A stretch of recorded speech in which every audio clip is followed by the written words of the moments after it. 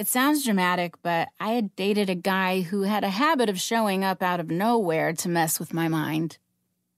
It was a good plan, but without the creative outlet of making music or the distraction of cryptic man text to decipher like riddles, my anxiety took over.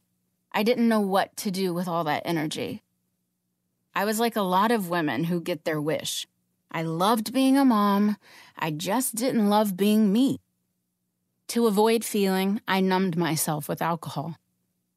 For about 3 years of my life, up until Halloween 2017, I had an unhealthy relationship with alcohol.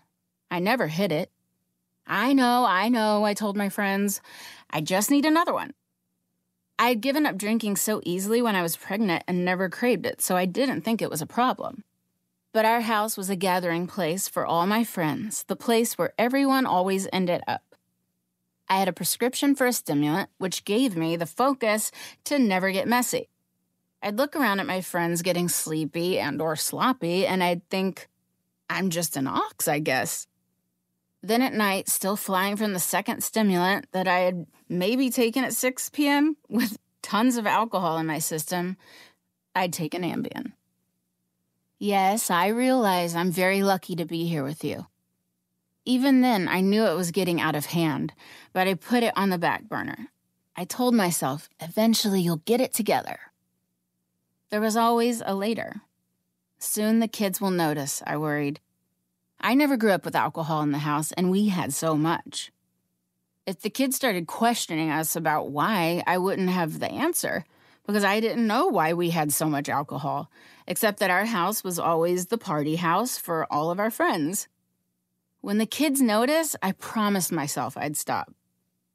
There was no time, though. I was juggling relationships, my business, motherhood, and the needs of anybody but me. I didn't think I was enough, so I overcompensated by making my life a series of experiences for everyone else. There was always another friends and family getaway overseas, and then I'd come home to plan an over-the-top kid's birthday party. Maybe you'll relate. It's like when everything is moving really fast, but you've created that speed. You're the one who set all these great things into motion, but now they're spinning all at once. You take a step back to try and make sense of it, and before you know it, you've accidentally become a spectator to your own life, unsure how that woman who used to be you plans on doing it all. You stand there thinking, okay, when am I going to jump back in? And when I did, I knew I had to face my fears and do it sober. Or else I'd be a hypocrite. I can't really stand in front of the world and say how much I love myself when I'm destroying myself. I had to strip away all the self-medicating to feel the pain and figure out what was wrong. I'm still doing the work in therapy 2 times a week, resolving those issues.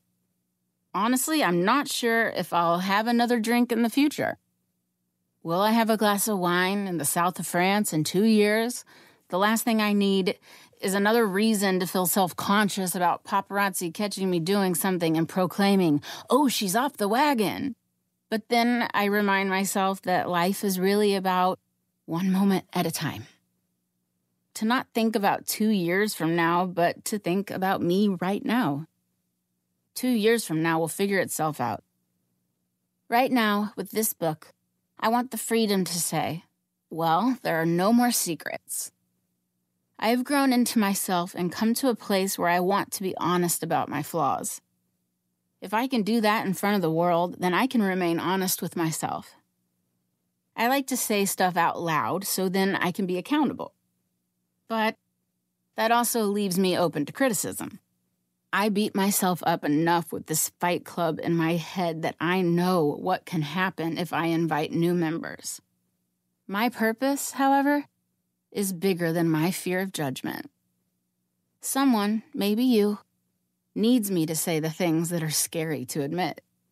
If I go there, maybe I can show you that you can too. I don't live in a fantasy world. It might seem that way to other people, but I don't. All of us are so much more alike than we want to accept. I always knew I was going to be a writer. Even though I'm sad